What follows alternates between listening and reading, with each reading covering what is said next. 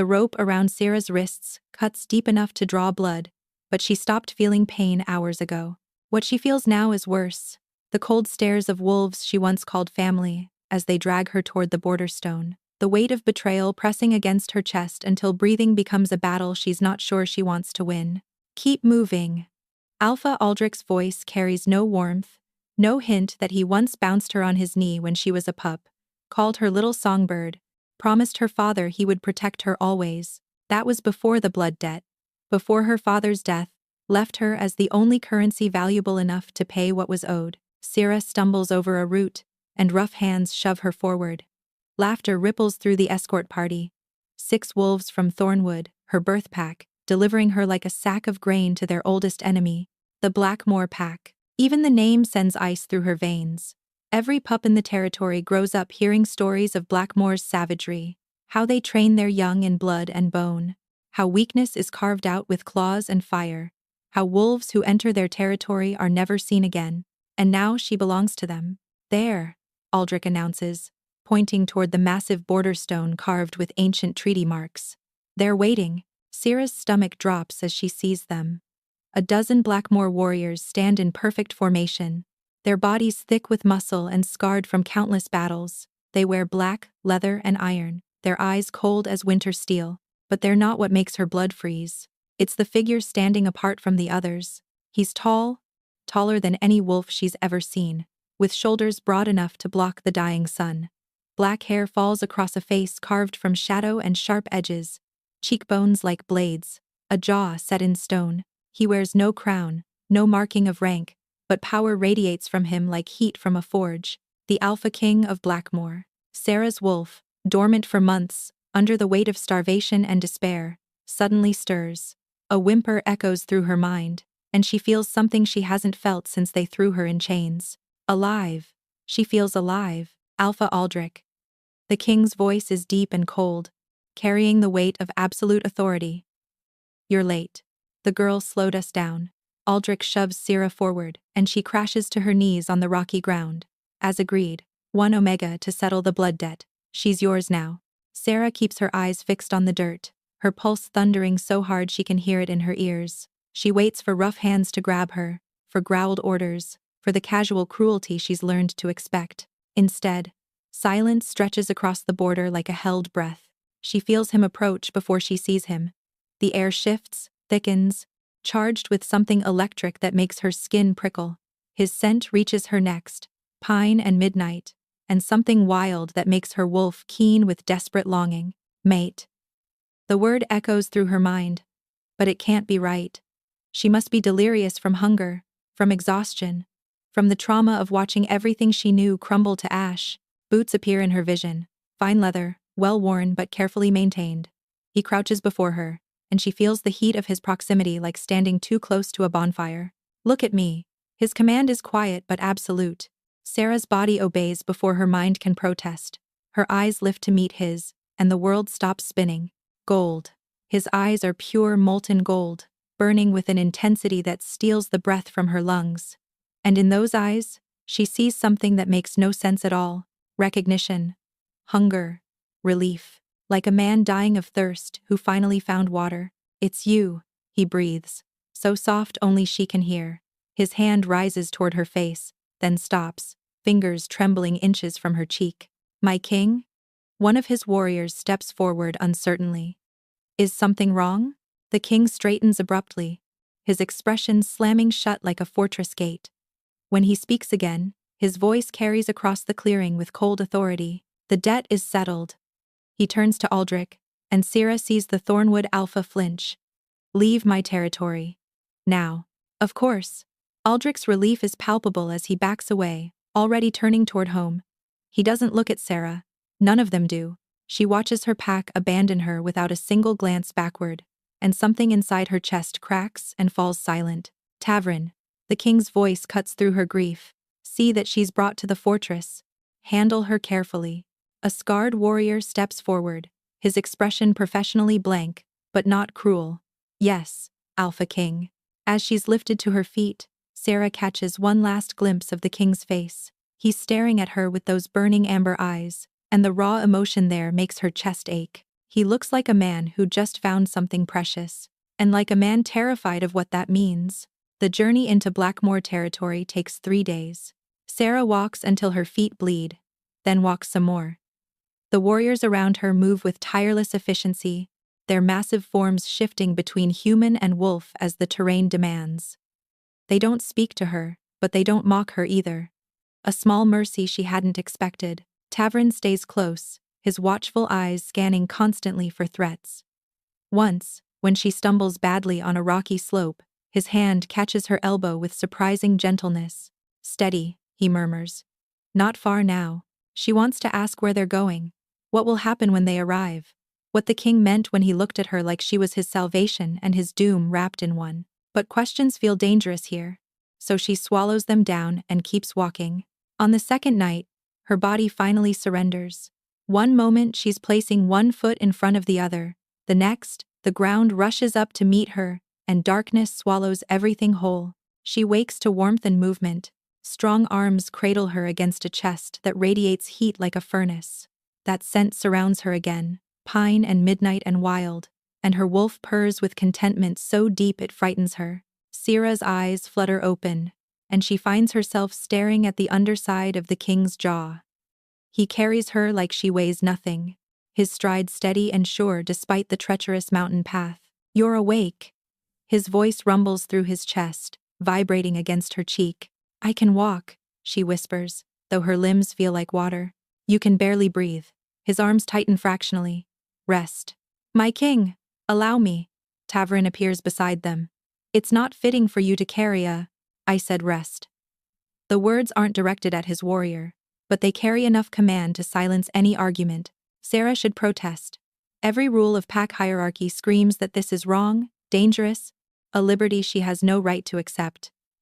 But exhaustion pulls at her like chains, and his warmth seeps into her frozen bones. And before she can form another thought, sleep claims her again. When she wakes the second time, they've arrived. The fortress rises from the mountain itself, all black stone and iron spires that claw at the churning sky. Torches flicker along the battlements, casting dancing shadows that make the walls seem alive. It looks less like a home and more like a warning given form. "Abandon hope," it seems to whisper. "You belong to Blackmoor now." The king sets her down gently in the main courtyard, steadying her when she sways. For one breath, his hand lingers at her waist, burning through the thin fabric of her dress. Then he steps back, and the cold rushes in to fill the space he left. "Welcome to Blackmoor, little wolf." A new voice slides through the air, like oil on water. Sira turns to find a man approaching from the great hall. He shares the king's dark hair and sharp features, but where the king's face is granite, this man's is smooth and polished. Handsome, in a way that feels practiced. Dangerous in a way that feels hidden. His pale blue eyes assess her with casual contempt. Is this the blood debt payment? He circles her slowly, and she feels his gaze like fingers on her skin. Thornwood scraps. How generous of them. "Varric." The king's voice carries warning. "I'm merely curious, brother." Varric stops before her, tilting his head. What possible use could she be? She's half-starved, clearly untrained, and her wolf is so weak I can barely sense it. "She's none of your concern." "Everything in Blackmoor is my concern." Varric's smile doesn't reach his eyes. "Or have you forgotten who kept this pack together while you were gone? Who built what you inherited?" The tension between them crackles like lightning before a storm. Sarah shrinks back instinctively, her wolf cowering at the barely contained violence in the air. "Tavrin!" The king's command snaps like a whip. "Take her inside. Find her quarters in the East Wing." Varric's eyebrows rise. "The East Wing? That's reserved for honored guests, not debt slaves. Did I ask for your opinion?" For a long moment, the brothers stare at each other. Something ugly flickers across Varric's face, there and gone like a snake in tall grass. "Of course not, my king." He bows, the gesture somehow mocking. "You never do." As Tavern leads her away, Sarah feels Varric's gaze boring into her back. She doesn't need to look to know his eyes hold promises. None of them kind. "That was Varric," Tavern says quietly once they're inside. "The king's younger brother. He ruled as regent for 3 years while Alpha King Kale was in exile." Exile. The word slips out before she can stop it. Tavern's jaw tightens. Not my story to tell, but hear me, girl. He stops, turning to face her with unexpected intensity. Stay away from Varric. Whatever he says, whatever he offers, whatever he threatens, stay away. Syrah nods, her throat too tight for words. She's traded one prison for another, but this one has golden-eyed kings who carry her like something precious, and brothers whose smiles promise destruction, and she has no idea which danger will destroy her first. Weeks pass, and Sarah learns the rhythm of Blackmoor. Dawn brings the thunder of combat training. Wolves snarling and clashing in the yards below her window. Midday sees the fortress bustling with purpose. Servants and warriors moving through corridors of dark granite with grim efficiency. Evening brings silence, heavy and watchful, as if the very walls hold their breath. She's given duties in the healing wing, grinding herbs, and preparing poultices under the supervision of an ancient she-wolf named Marin. It's simple work, beneath her abilities, but she doesn't complain. Complaining draws attention, and attention in Blackmoor feels dangerous. What she notices most is the suffering. Young wolves pushed past their limits in training, nursing injuries that could heal in hours with proper care, but instead fester for weeks. Warriors walking on broken bones because asking for help is weakness. Children who fall silent when adults approach, their eyes old beyond their years. Don't. Marin catches her staring at a young warrior struggling to lift his sword arm. Whatever you're thinking, don't. His shoulder is dislocated. I could help him. Help? Marin's laugh is bitter. In Blackmoor, pain is the price of strength. We don't help wolves escape what makes them powerful. That's not strength. That's cruelty. The old healer's hand clamps on her wrist, surprisingly strong. Careful, pup, words like that will get you killed. The Alpha King may have placed you under his protection, but even he cannot shield you from everything. The mention of the king sends a strange flutter through Syrah's chest. She hasn't seen him since that first night, but she feels his presence everywhere. In the way servants whisper when she passes, in the careful distance warriors keep from her, in the questions no one asks but everyone seems to wonder.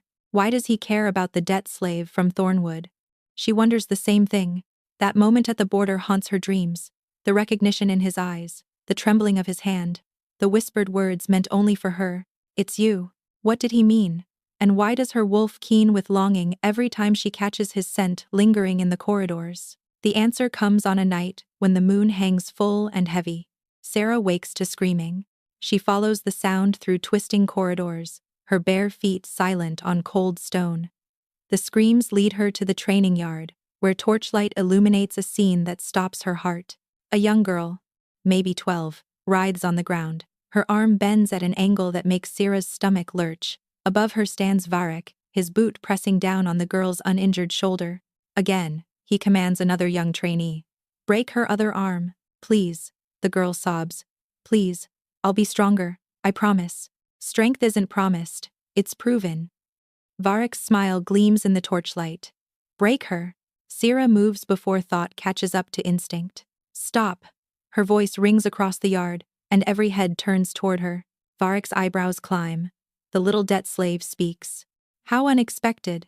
She's a child. Syrah plants herself between Varric and the injured girl. Her pulse races against her ribs, but her voice holds steady. This isn't training. This is torture. This is Blackmoor. Varric steps closer, and his scent washes over her. Wrong, her wolf growls. Threat. We forge strength through fire. Weaklings who can't endure don't deserve to survive. Then you'll have to go through me. The words shock her as much as everyone else. Varric's eyes narrow, and she sees death flickering in their pale depths. Bold words for a slave. His hand rises, claws extending. Perhaps you need a lesson in your place.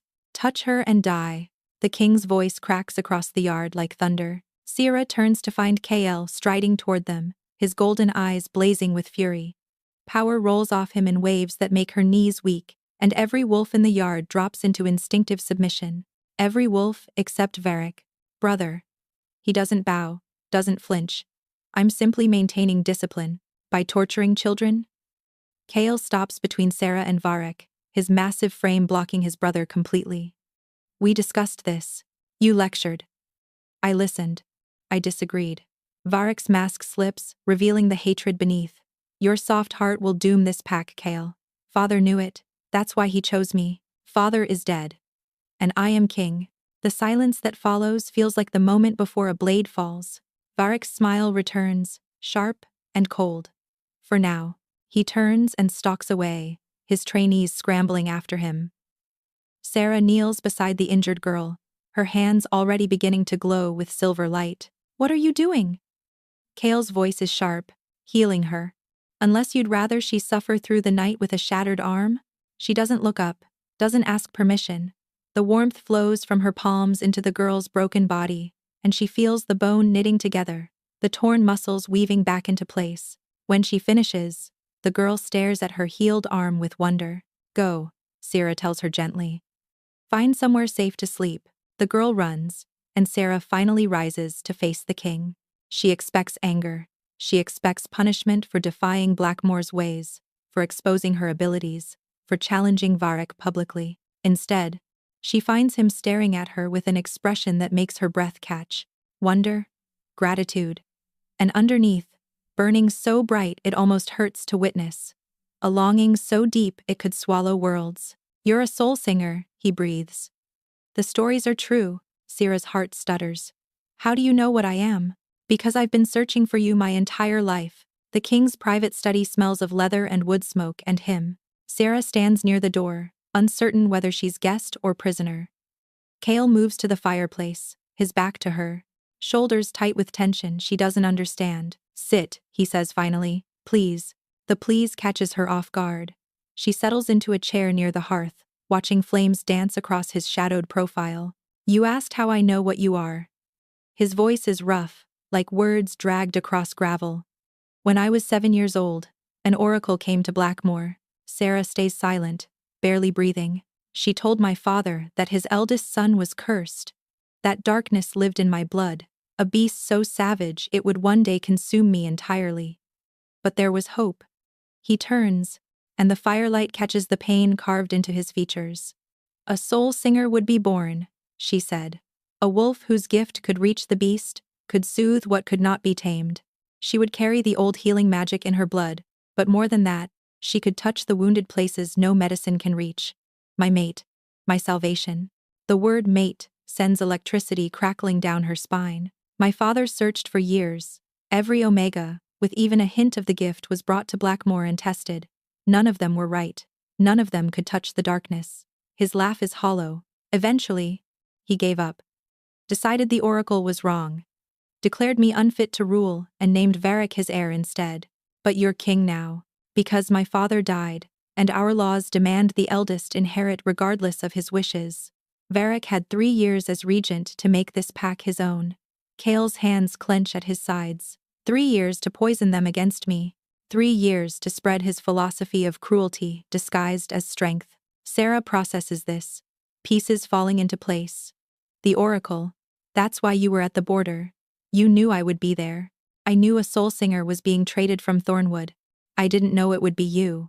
His amber gaze finds hers, and she sees vulnerability there that breaks something open in her chest. I didn't know that seeing you would feel like finally breathing after drowning for 30 years. Her pulse quickens until she's sure he can hear it. The bond, she whispers. At the border, I felt the mate bond. Yes. He moves closer, then stops himself, maintaining careful distance. I've felt it since the moment I scented you. Every instinct, screaming to claim you, protect you, mark you as mine. Sarah's wolf whines with desperate longing. But fear holds her frozen. Then why haven't you? Because I won't force a bond on someone who had no choice in coming here. His voice drops, raw and honest. You were sold like property, Sarah. Your freedom was stolen. I won't steal anything else from you, no matter what my wolf demands. The words hit her like a wave breaking over stone. In a world where alphas take what they want, where omegas exist to serve, this king stands before her and offers choice. Tears burn her eyes. She blinks them back. The darkness, the oracle mentioned, she says carefully. What is it? Kale's expression shudders. He turns back to the fire, and she watches tension climb his spine. My wolf is different, has been since birth. There's a rage in him that never sleeps, a violence that hungers for release. His voice drops to barely a whisper. Sometimes I can hear him howling in my mind, begging for blood, for destruction, for the satisfaction of tearing the world apart. And you've controlled him alone all this time? I had no choice. He turns to face her, and she sees the exhaustion beneath his strength. If he breaks free, people die. I've felt him slip twice in my life, and both times, he doesn't finish. He doesn't need to. Sarah rises from her chair, moving toward him without conscious thought. His eyes track her approach, wary and hungry in equal measure. I don't know if I can help you, she says honestly. I've never tried to reach a beast like that. But I'm willing to try, if you'll let me. She stops inches away, close enough to feel his heat, to see the rapid pulse at his throat. Why? The word seems torn from him. After everything Blackmore has taken from you? Why would you help me? Because you carried me when I couldn't walk. Her hand rises to his chest, pressing against the steady thunder of his heart. Because you protected me from Varric when you owed me nothing. Because you're the first alpha in my life who asked what I wanted instead of simply taking. His eyes close, and she feels the shudder that runs through him. Sarah. Her name on his lips sounds like worship. If we do this, if you reach for my wolf, you'll see everything. Every dark corner, every terrible thing I've done and dreamed of doing. I won't be able to hide from you. Then don't hide. His eyes open, blazing gold in the firelight. For a moment, the air between them crackles with possibility. His hand rises, fingers hovering over her cheek. So close she can feel the warmth radiating from his skin. She leans in, just slightly. An invitation. A knock shatters the moment.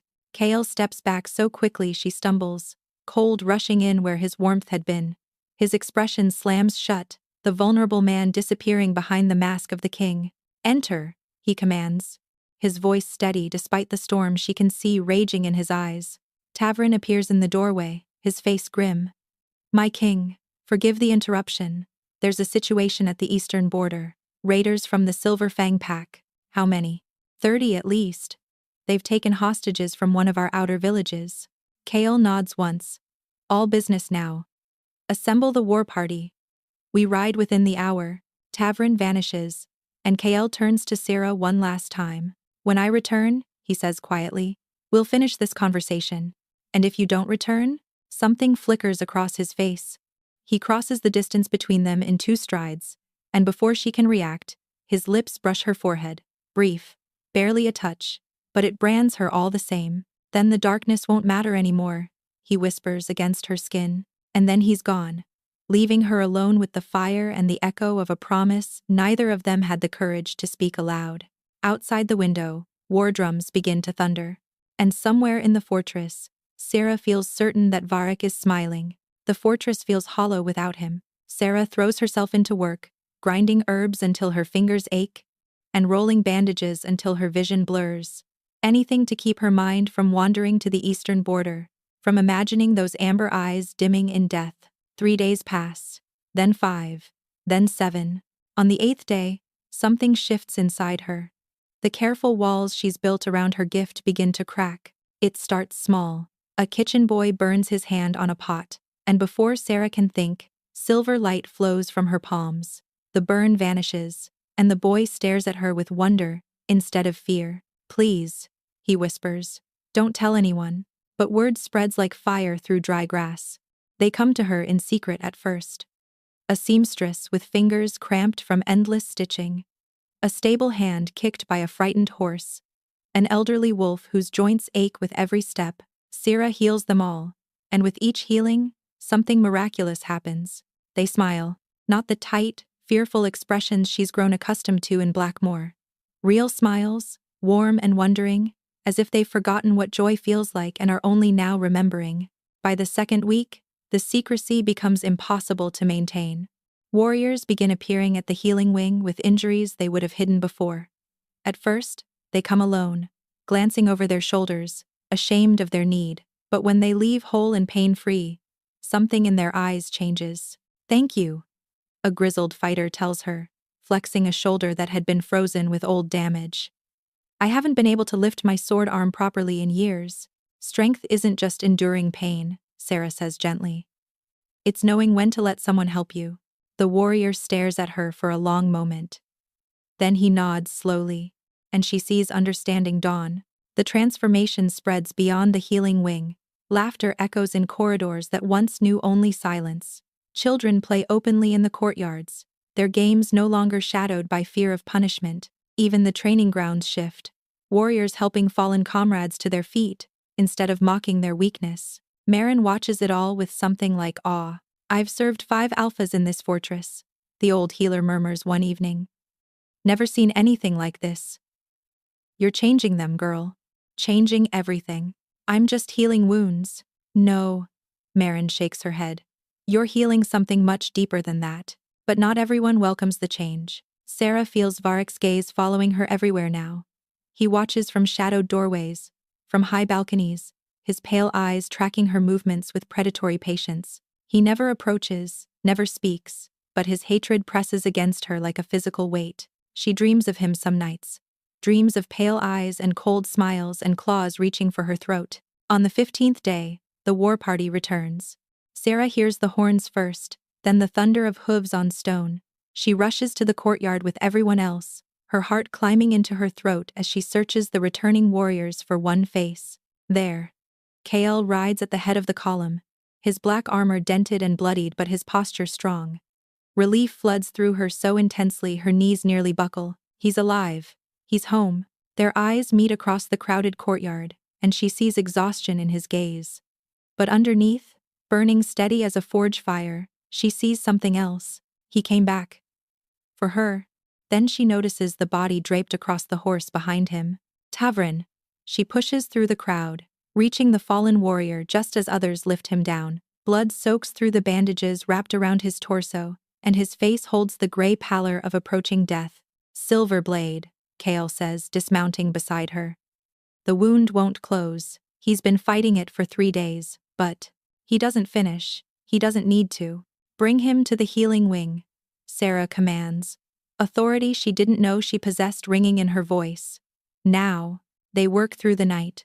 The silver poison fights her at every turn, burning through her healing light like water through sand. Sarah pours everything she has into Tavrin's broken body, chasing the corruption through his blood, his organs, and his failing heart. Kael stays beside her the entire time. He doesn't speak, doesn't interfere, and just sits in the corner with his head bowed and his hands clasped. Praying, she realizes, the Alpha King of Blackmoor. Praying for his friend. Dawn breaks through the windows as Tavrin's breathing finally steadies. Color returns to his cheeks. The silver poison retreats, then dissolves entirely under the force of her will. Sarah collapses backward, utterly spent. Strong arms catch her before she hits the floor. Kael cradles her against his chest, and she feels his lips brush her hair. "You saved him," he breathes. "You saved my oldest friend. He matters to you," she whispers. "Of course I saved him." His arms tighten around her, and for one perfect moment, the world contains nothing but his warmth and his heartbeat, and the safety of his embrace. Then a slow clap shatters the silence. Varek stands in the doorway, his expression a mask of pleasant congratulation that doesn't reach his eyes. "How touching," he says. "The debt slave saves the day. Father must be rolling in his grave." "Varek." Kael's voice carries warning. "Don't worry, brother. I'm not here to cause trouble." Varek's smile widens. "I'm here to offer my congratulations. And to remind you that the council meets at sunset. There are matters to discuss. Important matters." He turns and disappears into the corridor, leaving cold silence in his wake. Sarah feels Kael's tension like a living thing. "What matters? Nothing you need to worry about." But his voice is too careful, too controlled. "Kael." He looks down at her, and she sees the weight he carries, the crown that crushes him more surely than any enemy's blade. "The council wants me to take a mate," he says finally. "A political alliance with the northern Pax. Varek has been pushing for it since I returned from exile." Her breath catches. "And you?" "I told them I would never take a mate who wasn't my true bond." His burning gaze holds hers. "I told them I would wait forever if I had to." The words hang between them, heavy with meaning. Neither dares speak aloud. "Rest," Kael murmurs, setting her gently in a chair. "You've earned it." He strides from the room, and Sarah watches him go with an ache in her chest that has nothing to do with exhaustion. She doesn't see Varek lingering in the shadows of the corridor. She doesn't see his pale eyes narrow with calculation. And she doesn't see him smile. The summons comes 3 nights later. Sarah wakes to urgent knocking, finding a young servant trembling in her doorway. "Please, miss, there's been an accident in the lower levels. A child fell down the old mine shaft. She's trapped, badly hurt, and no one else can reach her." Sarah is moving before the girl finishes speaking, grabbing her cloak and following through twisting corridors that descend deep into the mountain. "Where are the guards?" she asks. "Why hasn't anyone told the king?" "The king is in council, we couldn't interrupt, and the child is fading fast." The servant's voice breaks. "Please, you're her only hope." They descend stairs Sarah has never seen before, passing through areas of the fortress that feel abandoned, forgotten. Dust coats every surface. Cobwebs stretch across doorways like burial shrouds. Unease prickles along her spine. "How much farther?" she asks. The servant doesn't answer. Sarah turns to find the girl gone, vanished like morning mist. In her place stands Varric, blocking the only path back to the surface. "Hello, little soul singer." His smile gleams in the torchlight. "So good of you to join me." Fear crashes through her like ice water. She backs away, but walls press close on every side. "There's no child, is there?" "There's no child," he confirms pleasantly. "Just you and me, and a conversation long overdue. The king will come looking for me." The king is in council, debating whether to accept a political mate or continue chasing a fantasy. Varric advances slowly, savoring her terror. By the time he realizes you're missing, there won't be anything left to find. Sarah's hands rise, silver light flickering at her fingertips. "I'll fight you." "With what? Healing magic?" His laugh echoes off the stone. "You can't hurt me, little slave. You can only mend what's broken. And I intend to break quite a lot." He lunges. Sarah screams, throwing herself sideways as claws rake the air where her throat had been. She runs, but he's faster, cutting off every escape, hurting her deeper into the abandoned tunnels. "Did you really think you could change Blackmore?" Varric's voice follows her through the darkness.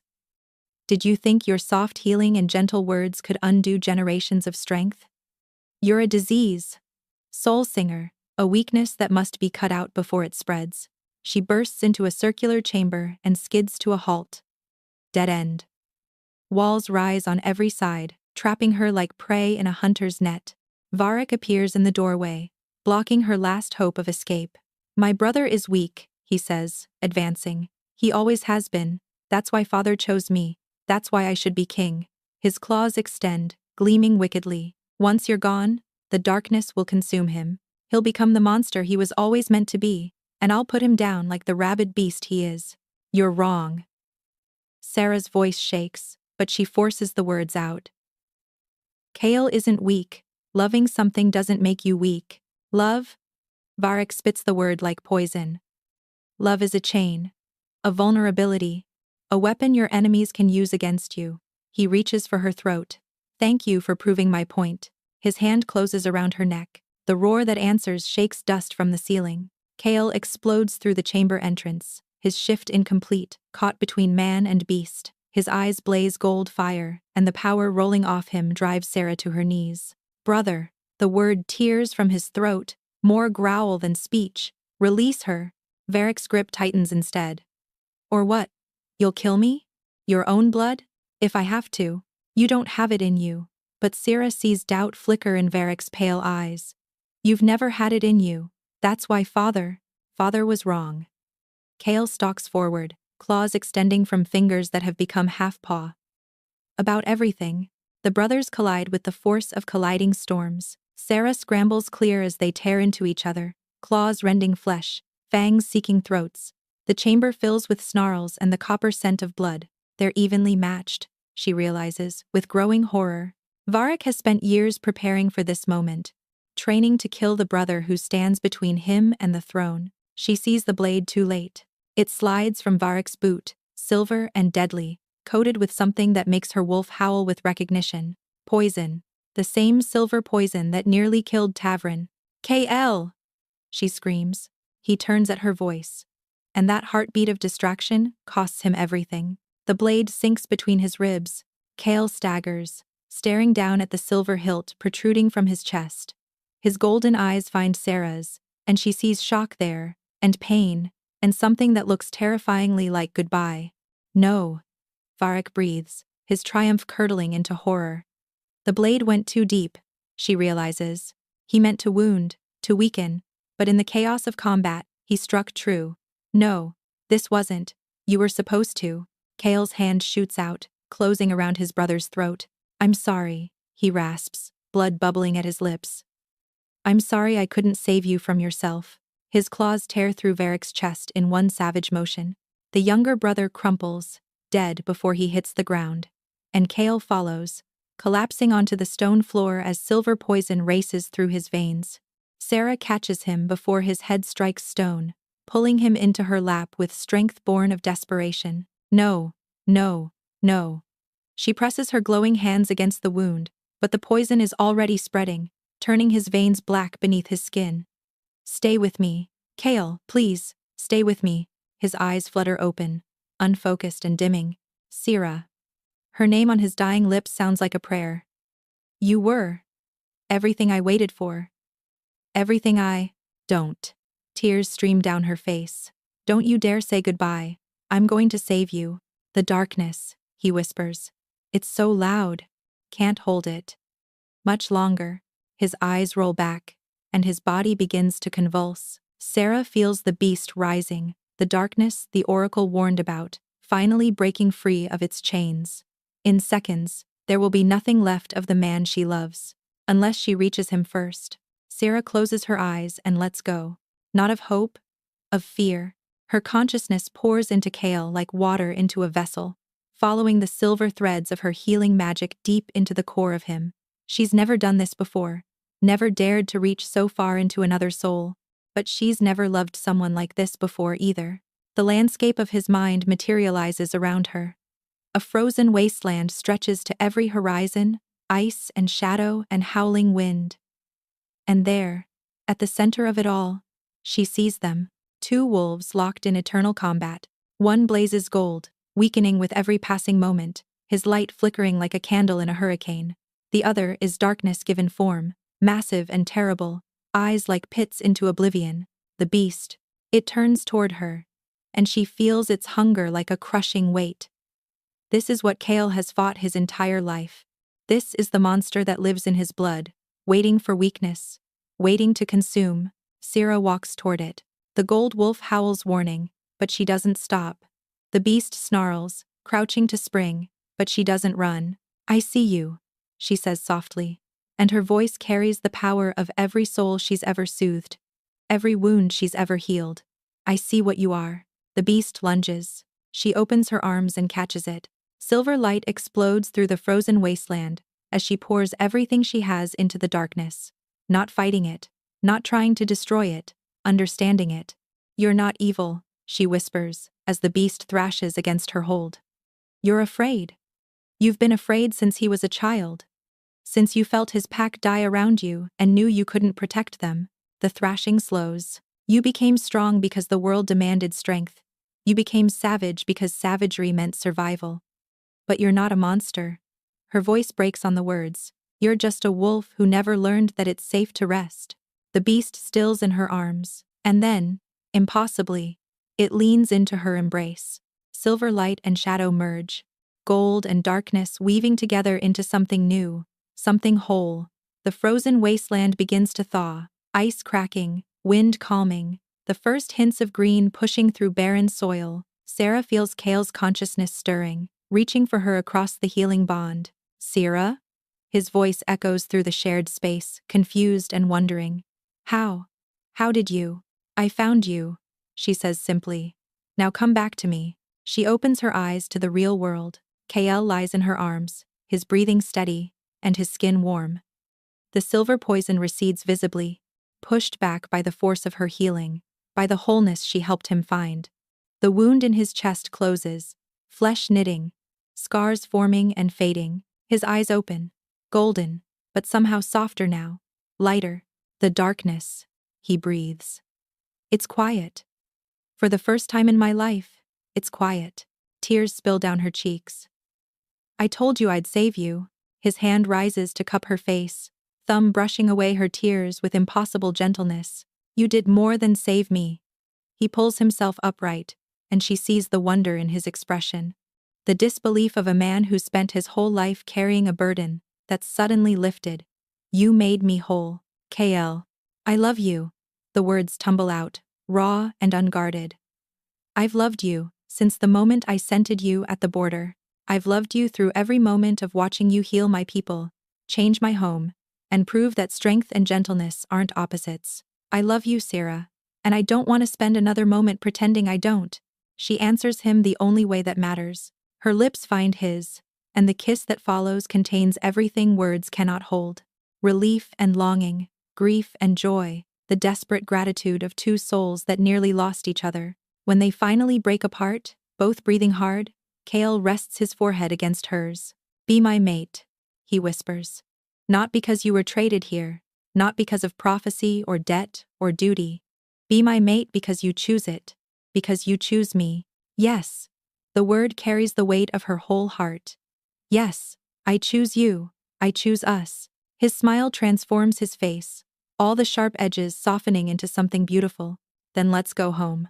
Spring comes to Blackmore, and with it, transformation. Where once there were only training grounds carved from blood and stone, gardens now bloom. Sarah established the first healing sanctuary, 3 months after becoming queen.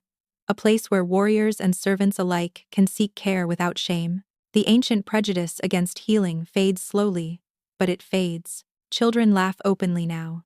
The sound still startles some of the older wolves, unaccustomed to joy within these walls. But they're learning. Everyone is learning. Kale rules differently than any alpha before him. He still trains his warriors with exacting standards, still demands excellence, still projects strength that makes enemies think twice. But underneath the iron, there's compassion now. Mercy, understanding that true power lies not in how much pain you can inflict, but in how much you choose not to. The beast sleeps peacefully inside him, no longer fighting for control. Sometimes, in quiet moments, Sarah senses it stirring contentedly, like a hound warming itself by the fire. It's part of him still. Always will be. But it's no longer a monster to be feared. It's just another piece of the man she loves. On the night of the mating ceremony, the entire pack gathers beneath a full moon. Sarah stands before them in a gown of silver and midnight, her hair woven with mountain flowers. Kyle faces her in ceremonial black, his golden eyes bright with emotion he no longer tries to hide. Before the moon and the old gods, he speaks, his voice carrying to every ear. I claim this woman as my mate, my partner, my equal in all things. Before the moon and the old gods? Sarah answers, her voice steady despite the happy tears threatening to fall. I claim this man as my mate, my home, the other half of my soul. His teeth graze her throat. The claiming bite gentle but sure. She feels the bond snap into place, golden and warm, connecting them in ways that transcend words or touch. The pack howls their approval, voices rising toward the stars. Later, when the celebration quiets, and they stand alone on the balcony overlooking their transformed home, Kale pulls her close against his chest. Thank you, he murmurs into her hair. For what? For showing me what strength really means. For teaching this pack that healing isn't weakness, that kindness isn't surrender. He tips her chin up, warm amber eyes meeting hers. For finding me when I was lost in darkness and leading me back to the light. Sarah smiles, rising on her toes to press a kiss to his jaw. Thank you for waiting for me, she whispers. For not giving up. For believing I was worth 100 lifetimes of loneliness. 1,000 lifetimes, he corrects. 1,000,000. You would have been worth them all. Below them, Blackmore sleeps peacefully beneath the watching moon. No longer a fortress of fear and suffering, but something new, a home, a sanctuary, a place where strength and gentleness walk hand in hand, and love conquers even the deepest darkness. And in the Queen's Garden, where a soul singer plants healing herbs by moonlight,